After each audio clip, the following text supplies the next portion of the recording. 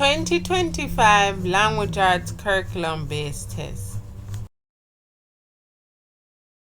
Hi Pep Stars, welcome back to the channel. In today's video we are going to be looking at the Language Arts Curriculum Based Test. We're going to be looking at a paper with 10 practice questions, and these will give you an idea of the types of topics and the questions that will come on your examination. So you don't want to miss this video and you want to stay through to the end so we can go through the questions together. 2025 Grade 6 Curriculum Based Test Language Arts Questions. Question 1. Read the passage carefully, then answer the question. Green thumbs tip. Put the tobacco contained in a single cigarette or use 5 cigarette butts to soak in 1 liter of water or overnight. And there you have a strong pesticide that will kill just about every bug in your garden.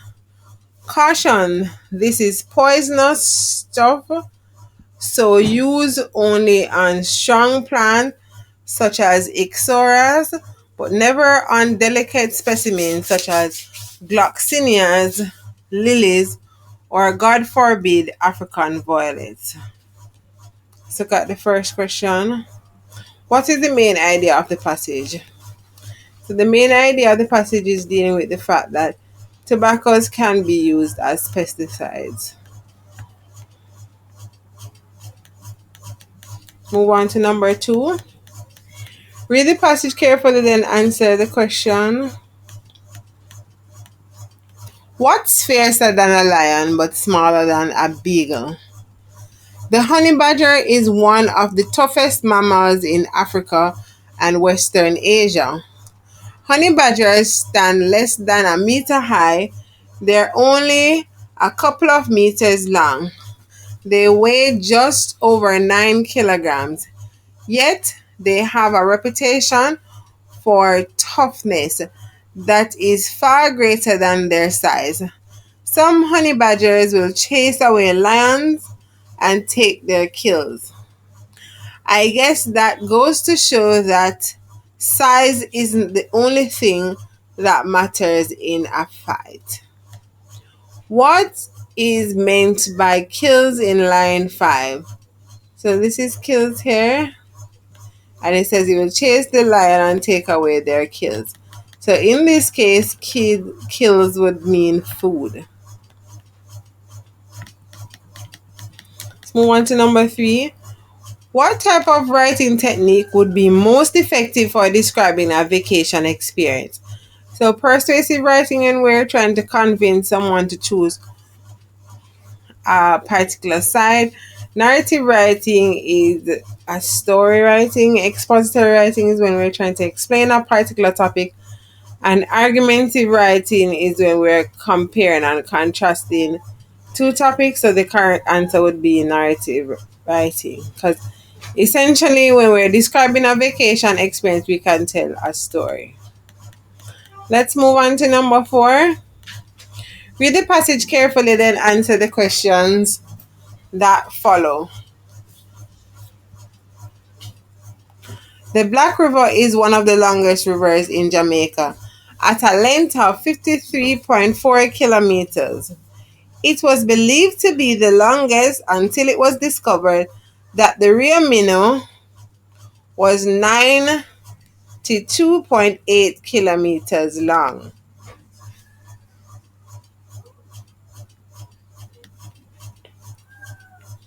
Its name refers to the darkness of the riverbed caused by thick layers of decomposing vegetation. Over 100 species of birds have been recorded living in or on the banks of the Black River morass. One section of the river consists of marshlands and mangrove swamps, providing a rich natural environment for a broad range of fish such as mangrove snappers, snook, and mullet, birds, and other creatures. Here the river is joined by the Wise River, making this portion of the river the largest swamp environment in the Caribbean. American crocodiles inhabit the swamp, but the population has declined due mainly to loss of habitat as heavy draining for agricultural and tourism purposes destroy their nesting places. Birds found here include egrets, herons, osprey. Their numbers are also declining. The mangrove trees on the banks of the Black River are sometimes spectacular, with roots sent out like spider legs, sometimes dropping 12 meters into the river.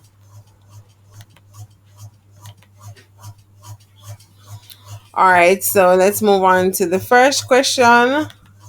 What is the main idea of the passage about the Black River?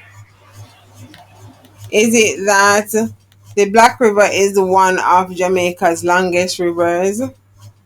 Many species of birds and animals live around the Black River. This looks to be it. And we know the Black River is a source of water of nearby communities. That was not shared in the passage though. And the Black River is no longer a habitat for many species. That was also not shared. So the correct answer is B. Let's look at the next question. What detail can be used to support the main idea? So if the main idea is that many species of birds and animals live around the Black River, then we can say that fewer American crocodiles are now living in the Black River. This detail supports the main idea.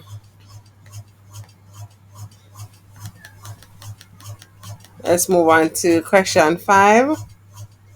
Read the passage carefully, then from the list below, choose the words closest in meaning to those underlined in the passage. Last summer, a forest fire broke out about 4 blocks away from our home. It threatened to reach our yard in a few days' time.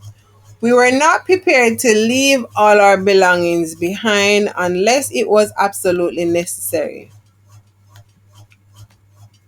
For days, thick white smoke enveloped the entire area, and it became perpetual nighttime for us.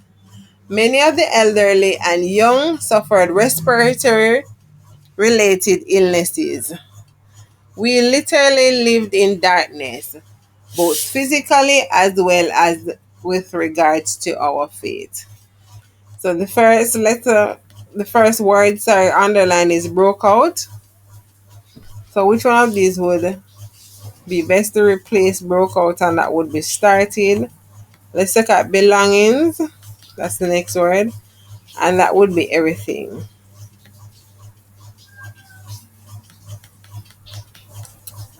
For enveloped, let's look back at the context. It was used in for days, thick white smoke enveloped the entire area. So enveloped mean the blanketed.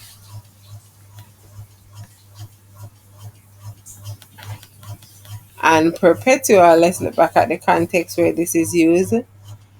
And it became perpetual nighttime for us. And that is continuous. And let's look at the final word. We literally lived in darkness, both physically as well as with regards to our faith. And that would be actually. Now let's move on to question 6. And for each of the questions, we can actually see the strand it's taken from and the topic or the objective that is used to create each question. So here we're looking at the use of punctuation to create varying effects. So read the sentence below, then answer the questions. The principal, Miss Kennedy, and the chairman were at the meeting. How many persons were at the meeting? So we have the principal, that's 1, Miss Kennedy, that's 2, and we have the chairman, That's three persons at the meeting. Now we're looking at the rules of capitalization. Which sentence is correctly capitalized? So we're looking for all the proper nouns. And then we know Jamie Warren, which is the person's name, is a proper noun that has to be capitalized. The first letter for each of those words. And we know that New Leaf Primary School has to be capitalized as well. So it's between B and C, and Warren here is not capitalized.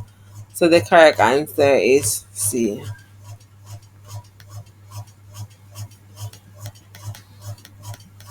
Let's look at number 8. We're identifying the part of speech. Which word is not used as a noun in the sentence below? So let's go ahead with the sentence. The waiter was asked to man the kitchen while the chef went to get his injured hand bandaged. So waiter is a noun in this case, man is a verb, kitchen is a noun, and chef is also a noun. So therefore the answer is B, because man in this case would be a verb to supervise the kitchen. Now let's move on to number 9, and this is responding to narrative prompts. So, which would be the most appropriate title for a story that includes the line, "That is why it is always important to tell the truth"? And that looks like it would be a lesson learned. Now, let's look at the final question. Read the sentences carefully, then place them in the correct order from the start of the dialogue to the end. Are you afraid of lizards, Sam? The teacher smiled as she moved the tree branch away from Sam. Sam almost fainted when he saw a lizard sitting on a tree branch. Not at all. Well, not really, Sam smiled, hoping that his teacher hadn't noticed. So let's see what the correct order is. So it looks like 2, 1, and 3. Let's read it in that order. Sam almost fainted when he saw a lizard sitting on a tree branch. Are you afraid of this lizard, Sam? The teacher smiled as she moved the tree branch away from Sam. Not at all. Well, not really. Sam smiled, hoping that his teacher had noticed. So that's the correct order. So 2, 1, 3. So there you have it. That's the end of the language arts curriculum based test.